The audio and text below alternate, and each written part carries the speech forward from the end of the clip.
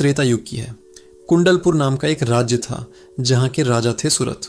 राजा सुरथ बहुत ही परोपकारी और धार्मिक स्वभाव के थे, और जैसा राजा होता है प्रजा भी वैसी ही होती है।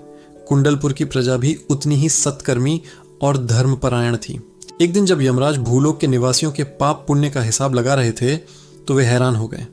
उन्होंने देखा कि कुंडलपुर से कोई भी नरक नहीं आ रहा था, सभी स्वर्ग के अधिकारी बन रहे थे। यमराज को बड़ा आश्चर्य हुआ। इसका रहस्य जानने के लिए वह एक महात्मा का वेश बनाकर राजा सूरत के दरबार में पहुंचे। तेजस्वी महात्मा को देखकर राजा सूरत बहुत प्रसन्न हुए और उनसे हरि कथा सुनाने का अनुरोध किया। महात्मा के वेश में यमराज बोले, राजन, कथा सुनने से क्या होगा? सबको अपने कर्मों का फल तो भोगना ही पड़ता है, इसलिए कर्मों पर ध्यान दो, वही साथ जाएगा। राजा सूरत ने विनम्रता से कहा, महात्मन, आप ऐसा क्यों कहते हैं? जब हम प्रभु का नाम लेते हैं तो अच्छे कर्म अपने आप होते रहते हैं। देखिए, कर्म फल समाप्त होने पर तो देवराज इंद्र का भी पतन हो जाता है, लेकिन हरिभक्त ध्रुव आज भी अपने स्थान पर अटल हैं। सूरत की ऐसी भक्ति और ज्ञान भरी बातें सुनकर यमराज बहुत प्रसन्न हुए। वह अपने असली रूप में आ गए और राजा सूरत से वरदान मांगने को कहा। राजा ने वरदान में मांगा, प्रभु, जब तक मुझे श्री हरि के दर्शन न हो जाए तब तक मेरी मृत्यु न हो। यमराज ने तथास्तु कहा और बताया कि जल्द ही भगवान विष्णु का राम अवतार होगा और तुम्हें उन्हीं के रूप में हरि के दर्शन होंगे। कुछ समय बाद राजा सूरत को समाचार मिला कि अयोध्या के राजा दशरथ के यहाँ श्री राम ने अवतार ले लिया है। बस उसी दिन से सूरत श्री राम के दर्शन की आस में उनकी हर गतिविधि पर नजर रखने लगे।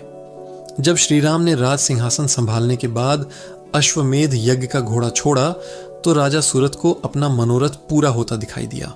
उन्होंने यज्ञ के घोड़े को रोकने का निश्चय कर लिया। अश्व की रक्षा के लिए शत्रुघ्न अपनी सेना के साथ चल रहे थे। राजा सूरत और शत्रुघ्न के बीच भयंकर युद्ध हुआ। सूरत ने अपनी वीरता से शत्रुघ्न को उनकी पूरी सेना समेत बंदी बना लिया।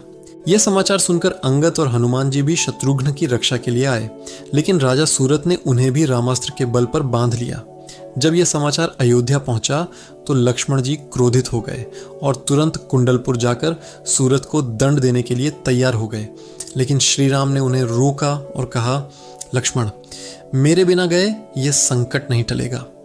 भगवान स्वयं अस्त्र शस्त्र से सुसज्जित होकर कुंडलपुर पहुंच गए। जैसे ही राजा सूरत ने अपने सामने साक्षात श्री राम को देखा, उन्होंने तुरंत अपने शस्त्र फेंक दिए और प्रभु के चरणों में गिर पड़े। उन्होंने कहा, हे प्रभु, आपके दर्शनों के लिए ही मैंने इतने समय से काल को भी रोक रखा था। श्री राम ने सूरत की भक्ति से प्रसन्न होकर उन्हें अपने दिव्य चतुर्भुज रूप के दर्शन दिए। प्रभु ने सूरत से वरदान मांगने को कहा। सूरत ने हाथ जोड़कर कहा, प्रभु, आपके दर्शन पाकर मैं धन्य हो गया। अब मेरी कोई और इच्छा नहीं है। फिर भी यदि आप कुछ देना ही चाहते हैं तो मुझे इस अश्वमेध यज्ञ को पूरा करने में अपनी सेवा का अवसर दीजिए। तो देखा आपने, सच्ची भक्ति में कितनी शक्ति होती है। अगर आपको यह कथा पसंद आई हो तो वीडियो को लाइक करें और हमारे चैनल को सब्सक्राइब करना न भूलें। मिलते हैं अगली कथा में। जय श्री राम।